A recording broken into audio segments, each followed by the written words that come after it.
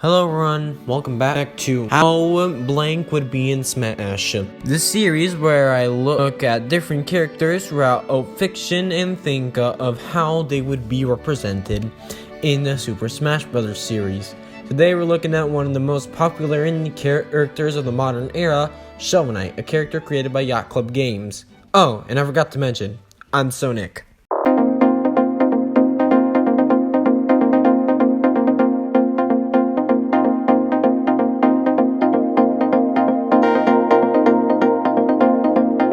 I know what you're thinking, isn't Shovel Knight already in Smash? And yes, you would be right, but he's an assist trophy, not a fighter.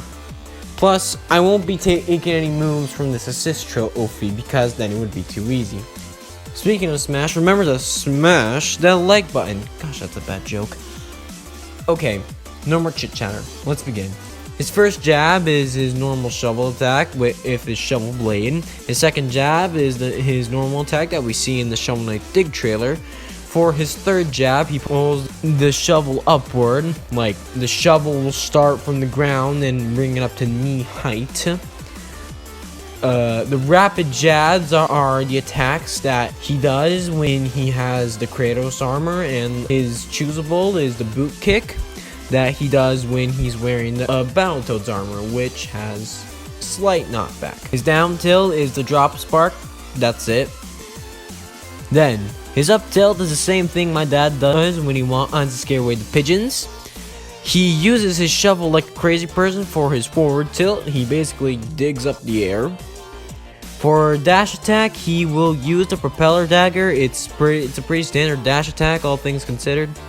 Now for his aerials. I think I was too generous. His neutral air is the war horn. It's not as powerful as it was in the game, but it's still a pretty far-reaching air. At least double the size of the in-game model of Shovel Knight, and it stops you from falling for as long as the animation lasts. His up air is the throwing anchor, and it works by throwing the weapon, but it goes in an arc like Simon's neutral B. For the bear, he uses the dust knuckles, and his forward air is the Boro Bomber, which lunges you forward.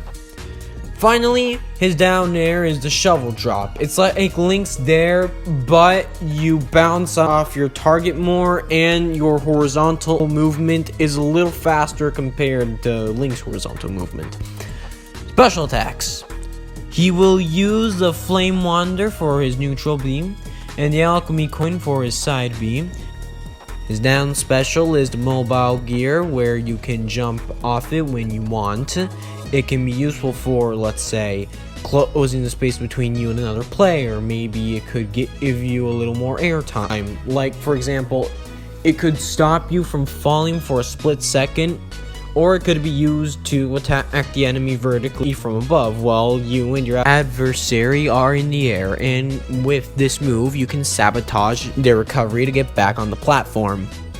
His up special is pretty interesting. I was thinking of the toe anchor.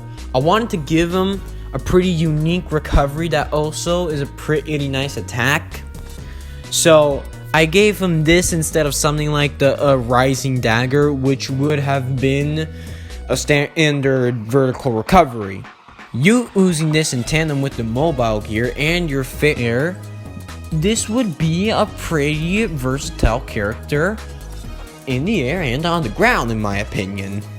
A cool thing I think would be a fun reference are the uses of the phase locket and your little fairy.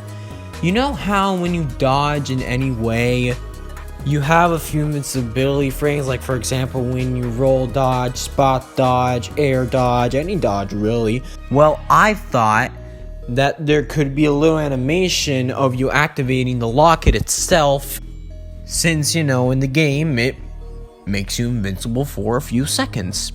And then when you grab a person, your little fairy will hit them, sending them flying. For example, let's say Shovel Knight grabs you. He starts hitting you. This is when the little fairy will pop out and start stabbing you with his little mini shovel.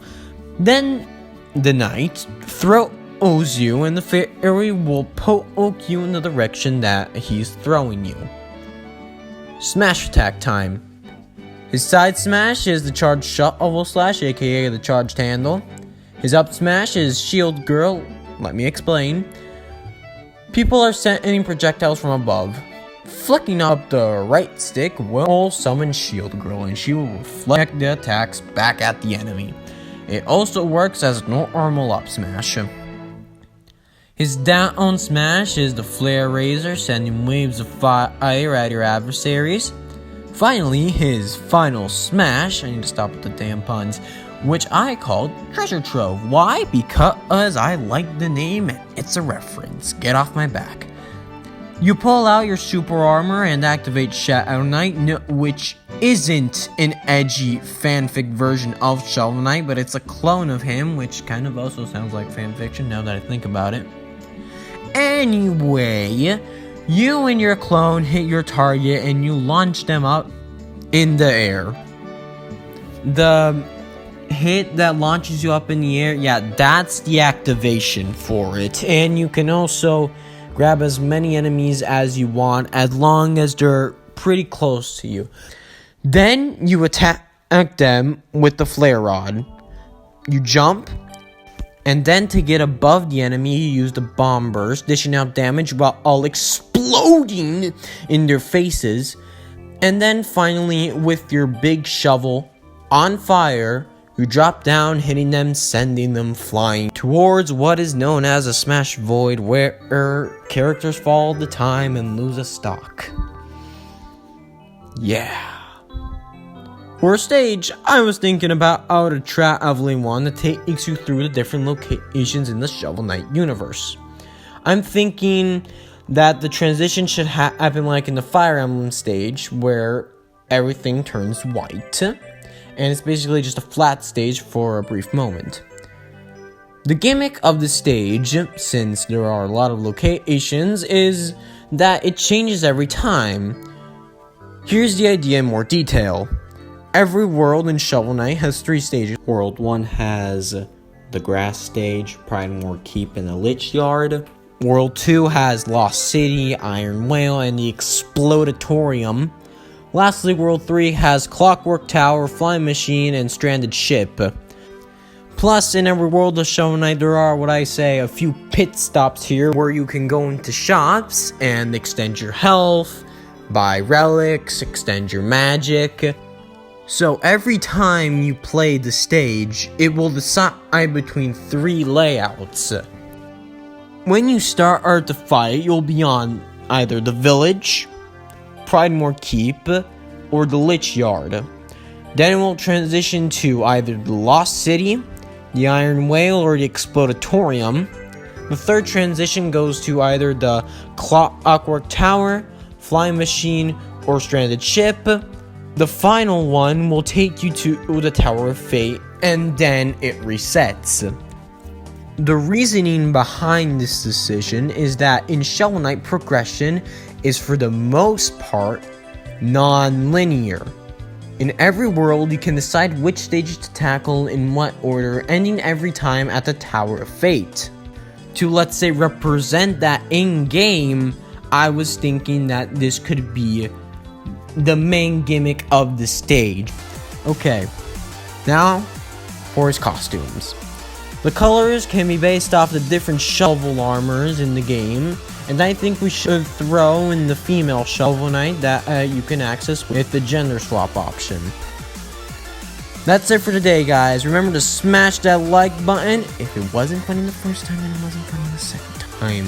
Stop with the damn puns. And to tap that subscribe button. I'm So Nick.